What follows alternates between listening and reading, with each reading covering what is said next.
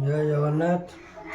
ମୁଁ ନଗେଶ ସ୍ୱାମୀ ଆପଣମାନଙ୍କୁ ମୋ ଭିଡ଼ିଓକୁ ଅନେକ ଅନେକ ସ୍ୱାଗତ କରୁଛି। ତ ବର୍ତ୍ତମାନ ମୁଁ ଷଷ୍ଠ ଶ୍ରେଣୀର ଇତିହାସ ବହିର ନବମ ଅଧ୍ୟାୟ ପଢ଼ାଇବାକୁ ଯାଉଛି। ଯଦି କୌଣସି ପିଲା ଷଷ୍ଠ ଶ୍ରେଣୀରେ ପଢ଼ୁଥିବେ ଏବଂ ତାଙ୍କର ଅଭିଭାବକ ଯଦି ଦେଖୁଥିବେ ତାହେଲେ ପିଲାମାନଙ୍କୁ ମଧ୍ୟ ଏ ଭିଡ଼ିଓ ଦେଖାଇ ପାରିବେ।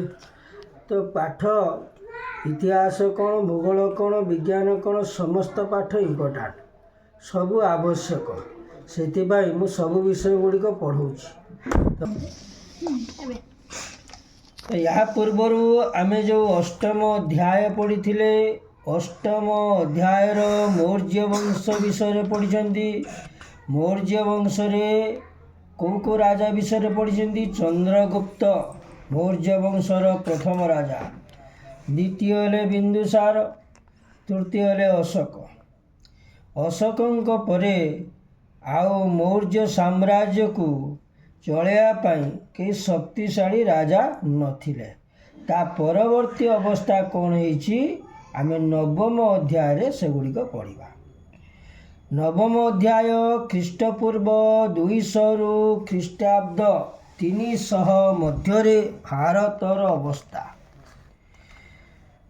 ଭାରତରେ ଖ୍ରୀଷ୍ଟପୂର୍ବ 200ରେ ମୌର୍ଯ୍ୟ ସାମ୍ରାଜ୍ୟ ପରି ବଡ଼ ସାମ୍ରାଜ୍ୟ ଗଠନ ହୋଇପାରିନଥିଲେ ମଧ୍ୟ ଏହି ସମୟରେ କେନ୍ଦ୍ର ଏସିଆ ଓ ଭାରତ ମଧ୍ୟରେ ବହୁବିଧ ସମ୍ପର୍କ ସ୍ଥାପନ ହୋଇଥିଲା। ମୌର୍ଯ୍ୟ ଶାସନ ପରେ ପୂର୍ବ ଭାରତରେ ଶୁଙ୍ଗ, ମଧ୍ୟ ଭାରତରେ କାଣୁଅ ଓ ଦକ୍ଷିଣ ଭାରତରେ ସାତବାହନ ଆଦି ବଂଶର ରାଜାମାନେ ଶାସନ କରୁଥିବା ବେଳେ ପଶ୍ଚିମ ଭାରତରେ କେନ୍ଦ୍ର ଏସିଆର କେତେକ ଶାସକ ମଧ୍ୟ ଶାସନ କରୁଥିଲେ। ତ ବର୍ତ୍ତମାନ ଆମେ ଭାରତୀୟ ଗ୍ରୀକମାନଙ୍କର ଶାସନ ସମ୍ବନ୍ଧରେ ଜାଣିବା। ଖ୍ରୀଷ୍ଟପୂର୍ବ 2ୟ ଶତାବ୍ଦୀରେ ଉତ୍ତର ପଶ୍ଚିମ ଭାରତକୁ ଏକାଧିକ ବୈଦେଶିକ ଜାତି ଆକ୍ରମଣ କରିଥିଲେ। ଏହି ଆକ୍ରମଣକାରୀମାନଙ୍କ ମଧ୍ୟରୁ ଉତ୍ତର ଆଫଗାନିସ୍ତାନର ଆମୁଦରିଆ ନଦୀର ଦକ୍ଷିଣରେ ଅବସ୍ଥିତ ବ୍ୟାକ୍ଟ୍ରିଆ ରାଜ୍ୟରେ ଶାସନ କରୁଥିବା ଗ୍ରୀକମାନେ ପ୍ରଥମେ ହିନ୍ଦୁକୁଶ ପର୍ବତ ଅତିକ୍ରମ କରିଥିଲେ। ଏହି ଆକ୍ରମଣକାରୀମାନେ ବିଭିନ୍ନ ସମୟରେ ଆସିଥିଲେ।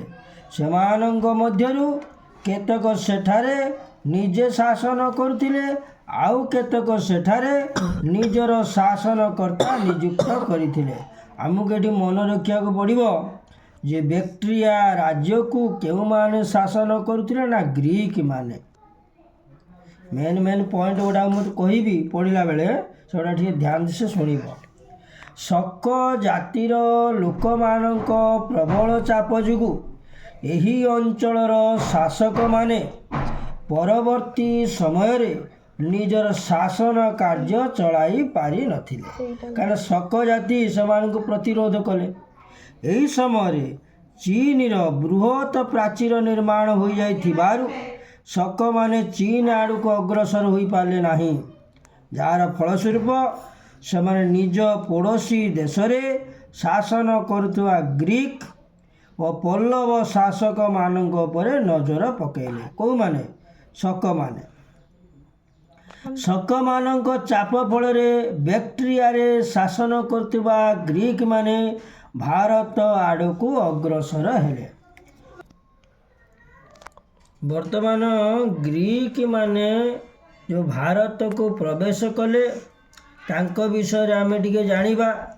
ଯେ ଗ୍ରୀକମାନଙ୍କୁ ସେହି ସମୟରେ ଶାସନ କରୁଥିବା ଅଶୋକଙ୍କ ଦୁର୍ବଳ ଉତ୍ତରାଧିକାରୀମାନେ ପ୍ରତିରୋଧ କରିପାରିନଥିଲେ। ଏହାର କାରଣ କ'ଣ? ଅଶୋକଙ୍କ ଉତ୍ତରାଧିକାରୀ ଦୁର୍ବଳ ଥିଲେ। ଫଳରେ ବ୍ୟାକ୍ଟ୍ରିଆରେ ଶାସନ କରୁଥିବା ଗ୍ରୀକମାନେ ପ୍ରଥମେ ଭାରତର ଉତ୍ତର ପଶ୍ଚିମାଞ୍ଚଳ ଅଧିକାର କରିଥିଲେ ଏବଂ ଏହାପରେ ଅଯୋଧ୍ୟା ପାଟଳିପୁତ୍ର ପର୍ଯ୍ୟନ୍ତ ମାଡ଼ି ଆସିଥିଲେ ବୋଲି କୁହାଯାଏ। ମାତ୍ର ଗ୍ରୀକ୍ ମାନେ ସାମଗ୍ରିକ ଭାବେ ଭାରତରେ ନିଜର ଶାସନ ପ୍ରତିଷ୍ଠା କରିପାରିନଥିଲେ। ଏଠି ଗୋଟେ ଇମ୍ପୋର୍ଟାଣ୍ଟ ପଏଣ୍ଟ ମୁଁ କହୁଛି ଶୁଣ। ଗ୍ରୀକ୍ ଶାସନକର୍ତ୍ତାମାନଙ୍କ ମଧ୍ୟରେ ଗ୍ରୀକ୍ରେ ଅନେକ ଶାସନ କରିଛନ୍ତି। ସେହି ଶାସନକର୍ତ୍ତାମାନଙ୍କ ମଧ୍ୟରେ ମେନେଣ୍ଡର ହେଉଛନ୍ତି ପ୍ରମୁଖ ଥିଲେ। ମନେ ରଖ, ଗ୍ରୀକ୍ ଶାସନକର୍ତ୍ତାମାନଙ୍କ ମଧ୍ୟରେ ମେନେଣ୍ଡର ହେଉଛନ୍ତି ପ୍ରମୁଖ। କେତେକ ତାଙ୍କୁ ମିଳିନ୍ଦ ବୋଲିକି ମଧ୍ୟ କହିଥାନ୍ତି। କାହାକୁ? ମେନେଣ୍ଡରକୁ। ଆଉ ସେ ତାଙ୍କର ରାଜଧାନୀ ସାକଳ ଠାରେ ସ୍ଥାପନ କରିଥିଲେ। ଗ୍ରୀକ୍ ମାନଙ୍କର ରାଜଧାନୀ ସାକଳ। ମେନେଣ୍ଡର ବୌଦ୍ଧ ଗୁରୁ ନାଗାର୍ଜୁନଙ୍କ ଦ୍ୱାରା ବୌଦ୍ଧ ଧର୍ମର ଦୀକ୍ଷିତ ହୋଇଥିଲେ। ତାମାନେ ମେନେଣ୍ଡର ଯେ ଗ୍ରୀକ୍ର ମୁଖ୍ୟ ଥିଲେ ଶାସନକର୍ତ୍ତା ଭାବରେ, ସେ ବୌଦ୍ଧ ଧର୍ମ ଗ୍ରହଣ କରିଥିଲେ ଏବଂ ତାଙ୍କର ବୌଦ୍ଧ ଗୁରୁ ଥିଲେ ନାଗାର୍ଜୁନ। ତେଣୁ ନାଗାର୍ଜୁନଙ୍କ ଦ୍ୱାରା ବୌଦ୍ଧ ଧର୍ମରେ ଦୀକ୍ଷିତ ହୋଇଥିଲେ। ସେ ନାଗାର୍ଜୁନଙ୍କୁ ବୌଦ୍ଧ ଧର୍ମ ବିଷୟରେ ଅନେକ ପ୍ରଶ୍ନ ପଚାରିଥିଲେ। ମେନେଣ୍ଡର ପଚାରିଥିବା ପ୍ରଶ୍ନ ଓ ନାଗାର୍ଜୁନ ଦେଇଥିବା ଉତ୍ତର ମିଳିନ୍ଦ ପନଃ ନାମକ ଗ୍ରନ୍ଥରେ ଲିପିବଦ୍ଧ ହୋଇଛି। ଏଇଟା ବି ଗୋଟେ ହେଡ଼ଲାଇନ୍, ମିଳିନ୍ଦ ପନଃ। ଭାରତୀୟ ଗ୍ରୀକ୍ ମାନେ ଭାରତରେ ଅନେକ ଗୁଡ଼ିଏ ମୁଦ୍ରା ପ୍ରଚଳନ କରିଥିଲେ। ପରବର୍ତ୍ତୀ ଶତାବ୍ଦୀରେ ଅନ୍ୟ ରାଜ୍ୟମାନଙ୍କ ମଧ୍ୟରେ ମୁଦ୍ରା ପ୍ରଚଳିତ ହୋଇଥିଲା। ଏହାଛଡ଼ା ଭାରତରେ ସେମାନେ ବୌଦ୍ଧ ଶିଳ୍ପ କଳାର ପୃଷ୍ଠପୋଷକତା କରିଥିଲେ। କେଉଁମାନେ? ଗ୍ରୀକ୍ ମାନେ, ଯାହାକୁ କୁହାଗଲା ଗାନ୍ଧାର କଳା। ଭାରତରେ ଶାସନ କରୁଥିବା ଗ୍ରୀକ୍ ମାନେ କାଳକ୍ରମେ ଭାରତୀୟ ସଂସ୍କୃତି ଓ ଧର୍ମ ଗ୍ରହଣ କରିଥିଲେ।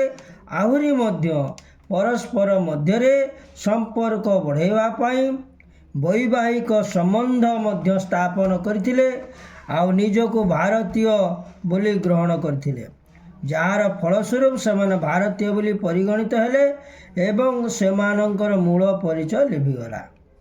ତାମାନେ ସେମାନେ ଗ୍ରୀକ୍ ବୋଲିକି ଭୁଲିଗଲେ, ଭାରତୀୟ ହୋଇଗଲେ। ଯେଉଁମାନେ